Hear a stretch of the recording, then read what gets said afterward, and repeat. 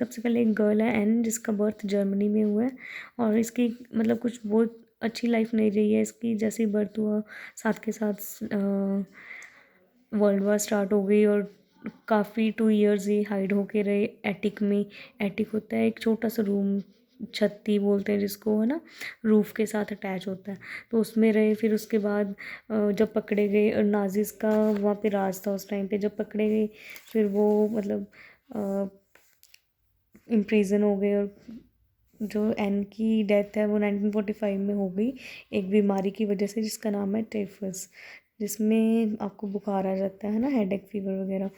तो एन जो है ना उसका कोई फ्रेंड नहीं था, तो उसकी सिर्फ वो अपनी फीलिंग्स, अपनी बातें अपनी डायरी के साथ शेयर करती थी। डायरी जो इसमें हम लिखते हैं, है ना, उसी को ये अपना फ्रेंड मानती थी और डायरी का नेम था किटी। तो उसमें ना उसी डायरी में से एक छोटा सा पोर्शन उठाया गया है जो कि एक्सप्लेन किया गया है कि उसमें वो क्या क्या लिखती थी और उसके स्कूल के बारे में सारा बताया गया है कि स्कूल में कैसे वो सब लोग डिस्कस कर रहे थे एक दूसरे के साथ कि एग्ज़ाम हुए हैं अभी, एनुअल एग्ज़ाम, और कौन पास होगा कौन फेल होगा, ठीक है, ऐसे ये सब कुछ डिस्कशन चल रही है। और एन की ना एक टीचर है मैथ्स टीचर। एन एन को वो टीचर जो है हमेशा एनवाई मतलब हो जाते थे, वो टीचर एन से परेशान हो जाते थे क्योंकि एन बहुत ज़्यादा टॉकेटिव थी और उसको चैटर बॉक्स कहा जाता था।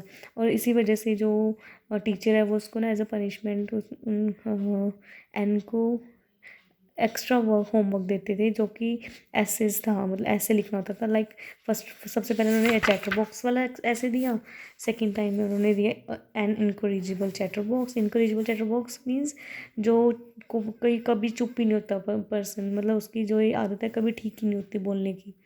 थर्ड टाइम उसने दिया कैक क्वैक क्वैक क्वैक, ये वाला टॉपिक दिया, ठीक है। कि तो इस तरह से जो थर्ड टाइम उस एन को जो होमवर्क मिला वो ये था क्वैक क्वैक क्वैक। इसमें उसने ना एक डिफरेंट किया कुछ, मतलब लाइक फर्स्ट टू में तो उसने ऐसे की तरह लिखा है ना टॉपिक, और लास्ट में उसने पोएम लिख दी और जिससे वो मिस्टर कीजिंग बहुत खुश हुए।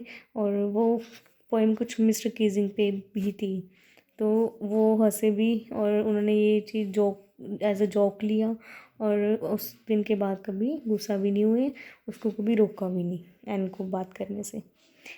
इस तरह और मिस्टर कीजिंग का बिहेवियर में भी थोड़ा सा चेंज आया, वो एज अ जॉक लेने लग गए थे अब, कुछ बातों को सीरियस नहीं होते थे, एनॉयड नहीं रहते थे।